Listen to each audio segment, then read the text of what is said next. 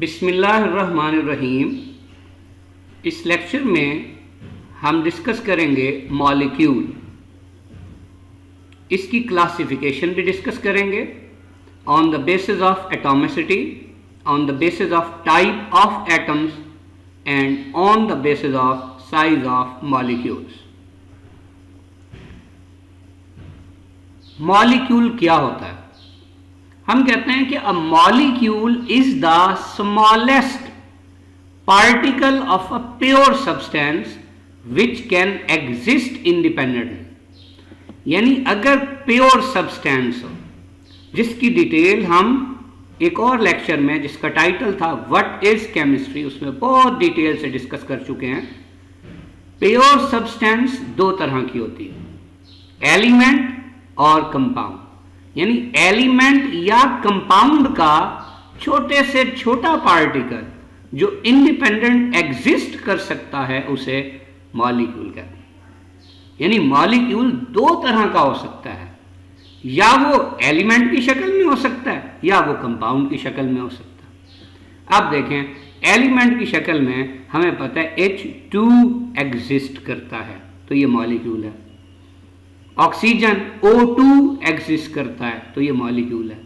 Phosphorus P4 की शक्ल में एग्जिस्ट करता है, ये मॉलिक्यूल है। सल्फर S8 की शक्ल में एग्जिस्ट करता है तो ये क्या है? मॉलिक्यूल।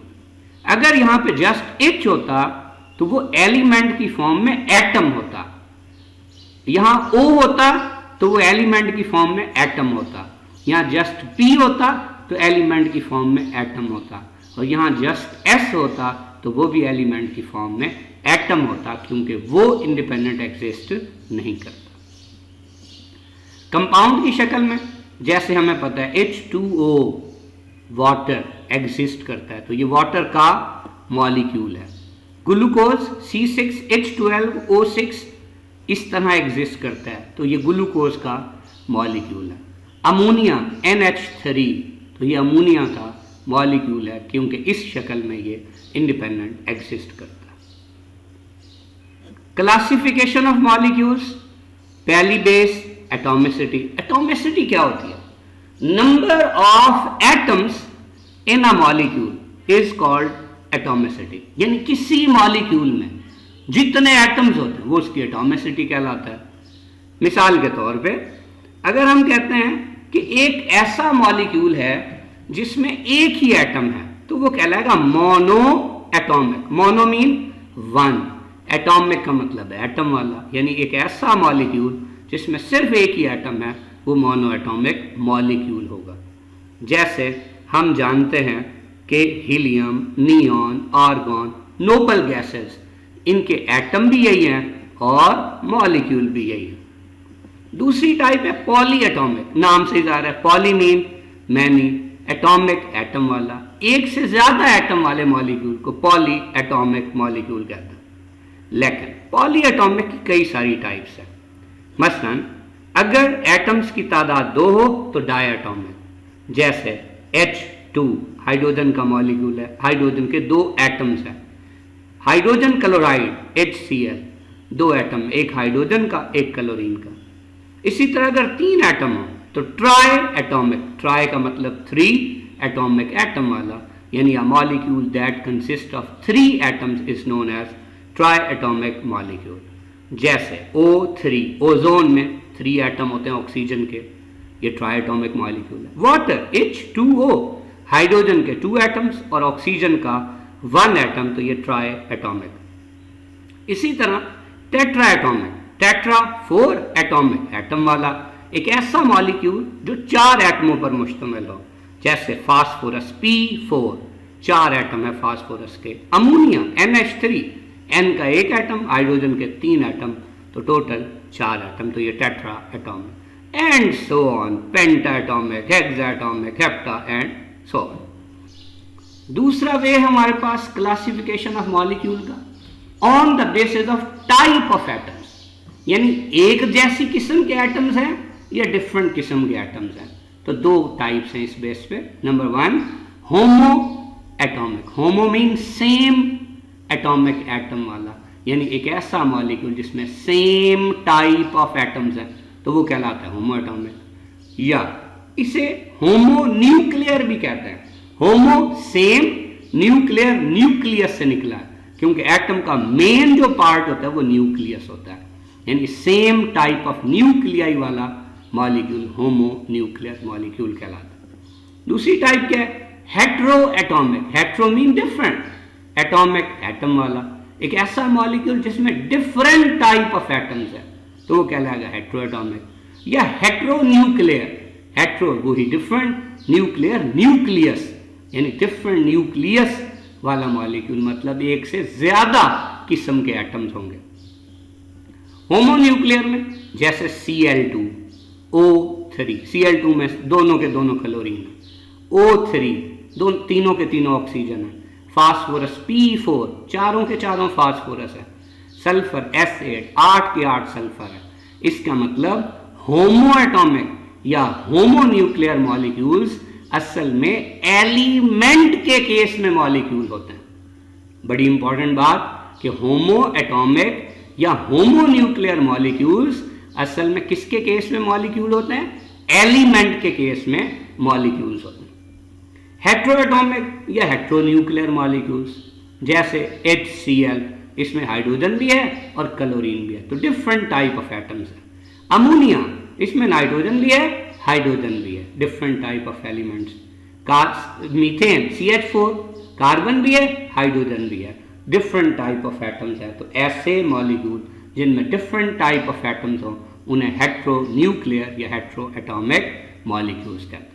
अब गौर से देखें, ये हेट्रोएटॉमिक या हेट्रोन्यूक्लियर मॉलिक्यूल्स असल में कंपाउंड के केस में मॉलिक्यूल हैं। हेट्रोएटॉमिक या हेट्रोन्यूक्लियर मॉलिक्यूल्स किसके केस में मॉलिक्यूल्स हैं? कंपाउंड के केस में मॉलिक्यूल्स। क्लियर? अब तीसरी तरह की जो क्लासिफिकेशन है वो on the basis of size of molecules. अब इसको समझने के लिए एक आसान सी एग्जांपल लेते हैं। फर्ज किया एक गाड़ी है जो कि मेरे पास है और एक और गाड़ी है जो कि मेरी बेटी के पास है जिसकी उम्र 5 साल है। अब अगर मेरी बेटी की मुझसे किसी बात पे नाराजगी होती है तो वो अपनी गाड़ी उठा के दीवार के साथ मारती है। अब अगर मेरी किसी से लड़ाई हो तो क्या मैं अपनी गाड़ी उठा के दीवार के साथ मार सकता हूं? आपका जवाब होगा नहीं। अब देखें, अगर वो बेटी जो है गाड़ी उठा के दीवार के साथ मारती है, सपोज उसका टायर टूट जाता, क्या हम उसे 10-12 रुपए की एल्फी लगा के जोड़ सकते हैं? बिल्कुल जोड़ सकते हैं। और खुदा न खास्ता मेरी गाड़ी का टायर इस तरह टूट जाए, व्हील टूट जाए, क्या उसको हम एल्फी लगा के जोड़ सकते हैं? जवाब होगा नहीं। तो सिंपल सी बात कि जो मेरी बेटी के पास गाड़ी है, पहली बात उसका साइज छोटा है, दूसरी बात उसकी स्ट्रक्चर बिल्कुल सिंपल है, इसीलिए तो उसके व्हील को आपने एल्फी लगा के जोड़ दिया, और तीसरी बात वो लाइटर इन मैस है, इसीलिए तो उसने उठा के फेंक दिया। जबकि ये तीनों बातें मेरी गाड़ी के केस में नहीं है, उलट है बिल्कुल। यानी मेरी गाड़ी का साइज बड़ा होगा, उसकी स्ट्रक्चर कॉम्प्लेक्स होगी और वो हैवियर इन मैस होगी। तो इसी बेस पे साइज ऑफ मॉलिक्यूल्स के हवाले से दो तरह की क्लासेस हैं मॉलिक्यूल्स की, एक माइक्रो मॉलिक्यूल्स और दूसरे मैक्रो मॉलिक्यूल। देखिए, माइक्रो मॉलिक्यूल्स मेरी बेटी की गाड़ी की तरह स्मॉल इन साइज होते हैं, सिंपल इन स्ट्रक्चर होते हैं और लाइटर इन मैस होते हैं। जबकि मैक्रो मॉलिक्यूल्स मेरी गाड़ी की तरह होते हैं, large in size, complex in structure, heavier in mass. अब माइक्रो मॉलिक्यूल्स का मैस कितना हो सकता है? देखिए, इनका मोलर मैस 10,000 ग्राम पर मोल से कम या इसके बराबर होता है, और जो मैक्रो मॉलिक्यूल्स हैं इनका मैस 10,000 ग्राम पर मोल से ज्यादा होता है। अब जैसे अभी अभी हमने मोनो एटॉमिक मॉलिक्यूल्स पढ़े, तो उसमें देखिए हीलियम का मैस कितना होता है? 4। अब ये 4 जो है ये 10,000 से कम है, तो ये माइक्रो मॉलिक्यूल है। इसी तरह नियॉन, इसका मैस कितना है? 20, तो ये भी 10,000 से कम है, तो ये माइक्रो मॉलिक्यूल है।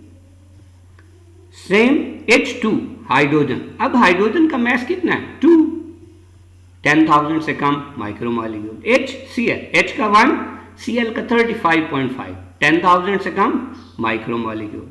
O3 एक O का 16, 3 का 48, 10,000 से कम माइक्रोमोलिक्यूल। वाटर H2O, H का 1 तो 2 है तो 2 हो गया, O का 16, टोटल 18 तो वाटर का 18 हो गया, 10,000 से कम है माइक्रोमोलिक्यूल। फास्फोरस P4 एक का 31 है, 4 का करेंगे तो ये भी 10,000 से कम है तो ये क्या होगा माइक्रोमोलिक्यूल। अमोनिया N का 14, H का 1 तो 3 है तो 3 हो गया, टोटल 17, 10,000 से कम है तो ये सब के सब माइक्रोमोलिक्यूल्स। अब गौर कीजिए कि ये क्या है। अगर हम यहाँ से देखें मोनोएटॉमिक, ये वाले डायटॉमिक, ये वाले ट्राइएटॉमिक, ये वाले टेट्राएटॉमिक, और देखिए यहाँ से देखेंगे ये क्या है, ये होमोएटॉमिक है, ये क्या है हेट्रोएटॉमिक, हेट्रोएटॉमिक। इसका मतलब जितने भी अभी तक हमने एग्जाम्पल्स के तौर पे लिए हैं, चाहे वो मोनोएटॉमिक थे, डायटॉमिक थे, ट्राइएटॉमिक थे, टेट्राएटॉमिक थे एंड सो ऑन, या जो होमोएटॉमिक थे, हेट्रोएटॉमिक थे, सब के सब किसकी एग्जाम्पल्स थे, माइक्रोमोलिक्यूल्स के। अब मैक्रोमोलिक्यूल्स में जैसे हमारे पास है हेमोग्लोबिन, हमारे पास है क्लोरोफिल, ये मैक्रोमोलिक्यूल्स की एग्जाम्पल्स हैं। इनमें से हम हेमोग्लोबिन को डिस्कस करते हैं। अब हेमोग्लोबिन जो है, हेमोग्लोबिन ब्लड में पाई जाती है। देखिए हेमोग्लोबिन 2 वर्ड से बना है। पहला वर्ड है हेम, हेम का मतलब है ब्लड, ग्लोबिन कहते हैं प्रोटीन को, यानी वो प्रोटीन जो ब्लड में पाई जाती है उसे हम हेमोग्लोबिन कहते हैं। इसका काम क्या है, ये हमारे लंग्स से ऑक्सीजन कैरी करके पूरी बॉडी के पार्ट्स में ट्रांसफर करती है, शिफ्ट करती है। इसी तरह इसमें 10,000 एटम्स होते हैं। कौन कौन से होते हैं, जो प्रोटीन्स में होते हैं, क्योंकि ये प्रोटीन है। किससे बनती है प्रोटीन, अमाइनो एसिड से।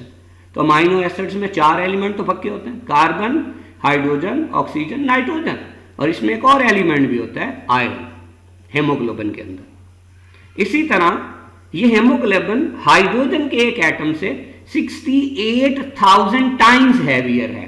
मतलब क्या हुआ कि एक हाइड्रोजन का रिलेटिव एटॉमिक मास ऑलमोस्ट 1 है और इसका 68,000 है। मतलब इसीलिए तो ये 68,000 टाइम्स हैवियर है देन हाइड्रोजन एटम।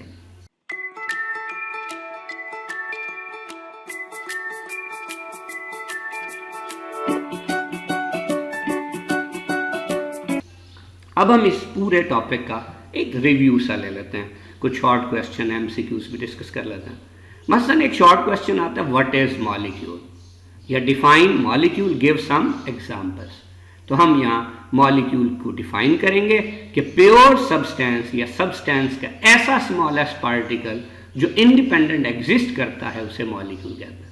अब जब इसकी एग्जांपल्स देंगे तो एलिमेंट में से भी कुछ एग्जांपल्स देंगे, जैसे हाइड्रोजन, फास्फोरस, सल्फर। कंपाउंड में से भी देंगे, जैसे वाटर, शुगर, ग्लूकोज, वो एक्सेट्रा।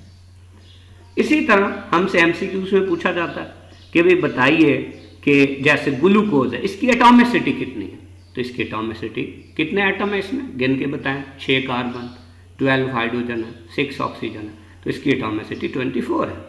हमसे को पूछे अमोनिया की एटॉमिसिटी कितनी है, 1 N और 3 हाइड्रोजन, 4 है। फास्फोरस की एटॉमिसिटी कितनी है, 4 है, एंड सो ऑन।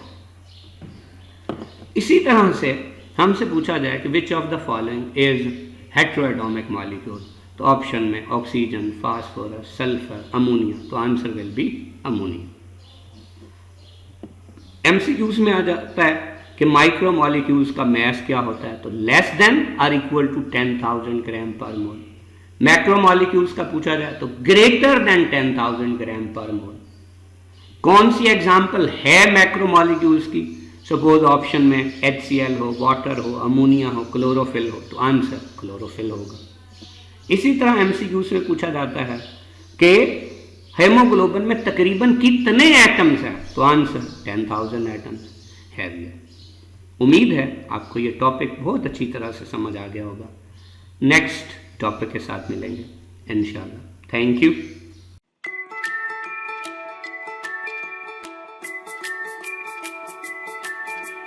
है।